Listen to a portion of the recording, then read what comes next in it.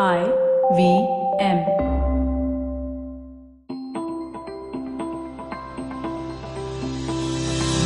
Welcome to Dreaming with Your Eyes Open. Ronnie Screwvala is an entrepreneur who I have admired for a long time. His ability to make inroads in an industry that is so tightly controlled by a few was what first had me so impressed. When he released his book a few years ago, I lapped it up. I was even more impressed. The more I discovered his journey and the various businesses he had been a part of, the deeper my admiration went. When this project came up, I jumped on it wholeheartedly. Where else was I going to get the opportunity to spend so much time discussing the ins and outs of his career and what he has accomplished? Hey, Ronnie, welcome. Hi. Today we're going to talk about the chapter, All the World's a Stage. So, interesting, your theater background brought you to the Shakespeare reference, I guess, for the chapter name. Yeah. So, the first thing I want to ask you about is, you mentioned a mobile valet service, which I was quite intrigued about. Can you tell people a little bit about that? Oh, no, I think it's just... since we've had the electronic gadget, I think it's a useful piece when you're alone, but it's a massive distraction when you're in a group. Right. And I think the discretion that people use where they feel that they now need to be on beck and call for 24 hours is such a false approach. Right. Whereas you feel that right here, I'm having this very important conversation for the next 45 minutes. But in that 45 minutes, the whole world could be falling apart if I don't check what I'm doing, both in terms of my messages. In itself is a self-importance of people, which is, I think, quite arrogant. Right. The other part, I think, is just downright discourteous.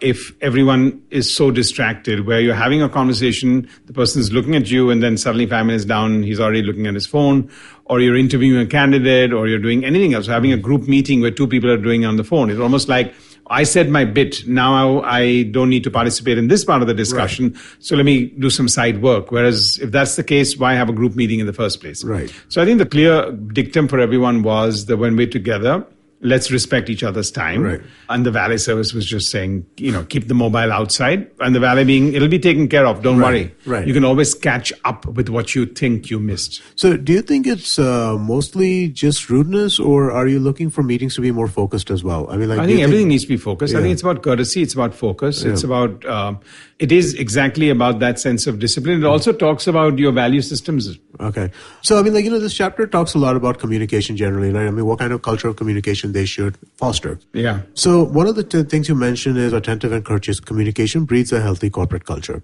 That's a quote from the book. Can you give me an example of what you mean by this kind of thing, right?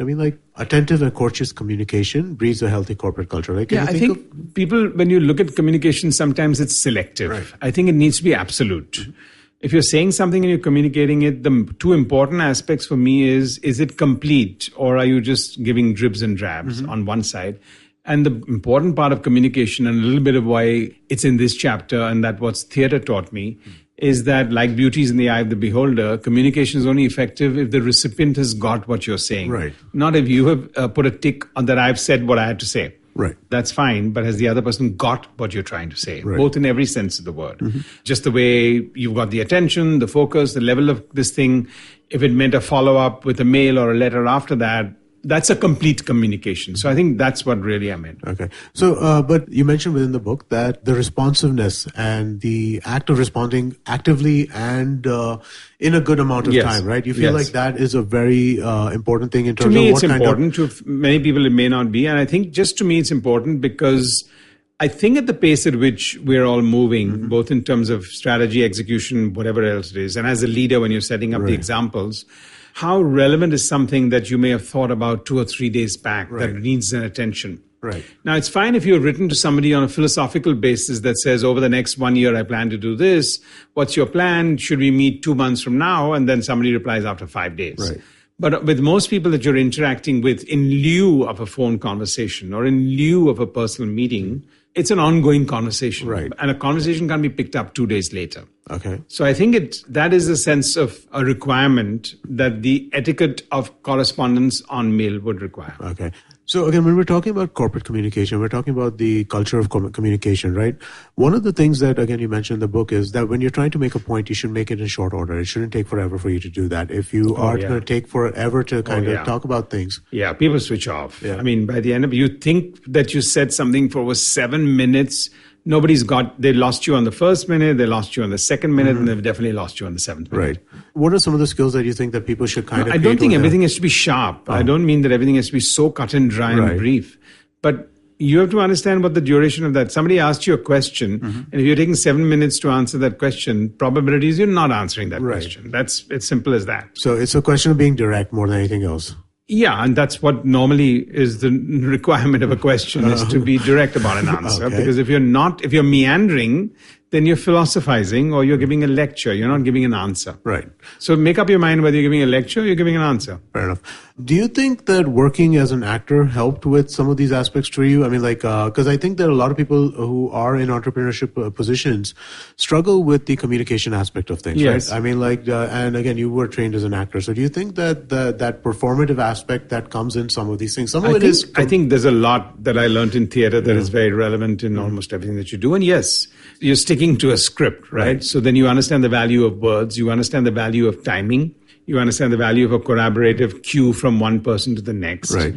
If you get the timing wrong, the audience is going to laugh at you, not with you. So yes, but I wouldn't say that's the be all and end all of it. Right. Because at the end of the day, the other argument on theater is that it's all scripted.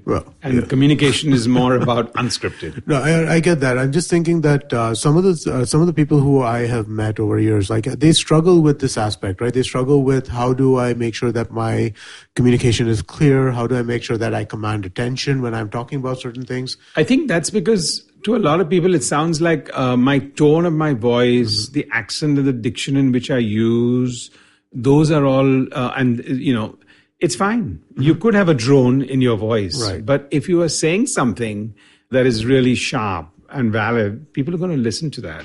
Okay, so, let's end this chapter with a quote from one of the things that you ended the summary. You can hold your own in any discussion or negotiation as long as you're clear about your goals and are comfortable with the outcome. If you can't live with the outcome, no matter how desperate you are to make the deal work, walk away. How do you know when to walk away? How much compromise is too much in these kinds of contexts? I think it's a very difficult one to walk away in the first place. Okay. And I think walk away does not mean actually get up and leave. Sometimes walk away could be over a period of time. So you don't have to call it a day by that symbolic action of getting up from a chair and walking away. Right. It's about if your conversation and discussions have gone to a stage where you feel you're not going to be able to live or going to be able to perform better. It's either something you're exiting or something you're entering or something you're going to get into collaboration with. So it could be many of these if-so factors. Right. But if you can live with that, and if you can't live with that, the chance should be that pause. As I said, don't symbolically walk away, but pause, think about it more, and then call it a day. And I think the call it a day is, if you can't live with it, call it a day. But how, this is something that I think a lot of entrepreneurs have difficulty with initially, right? Because sometimes it becomes a question of revenue at all costs, right? Don't walk away from a deal because you need to make some money on doing something, right? Especially in the early stages of a business, right? So I think that's a different kind of connotation than am I walking away from a deal with a revenue? Yeah, but if you can't live without that revenue, then go ahead and do it. Right. And if there are some consequences to that, yeah. But if you're compromising on ethics, then you need to understand what the long-term implications of those are also. Okay, right. I think that's a good place to end this. Thank you.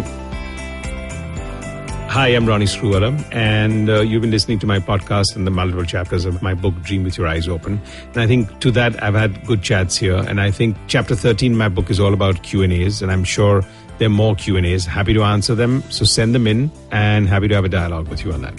So if you'd like to ask Ronnie a question, send it to us at dreaming@ivmpodcast.com. If selected, we'll read out your question on the last episode and have Ronnie answer it. You can also send a question to us on social media at IVM Podcast on Facebook, Twitter, and Instagram.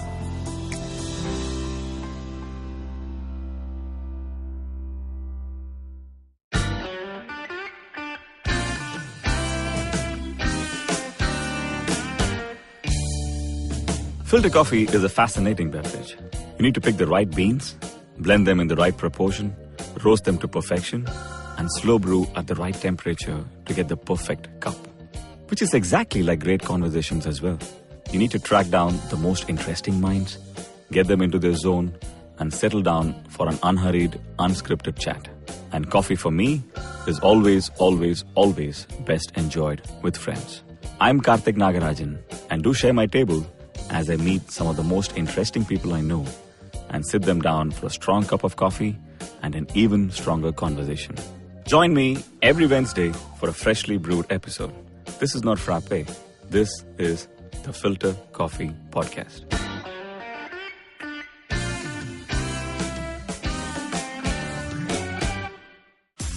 Sachin Tendulkar, Virat Kohli, Don Bradman, and now Cyrus Brocha. Okay, probably not in the right company. I mean, Don Bradman is Australian. But it's called Cyrus Says, a wonderful show about everything. Find the show on the IVM Podcast app, ivmpodcast.com, or wherever you listen to podcasts.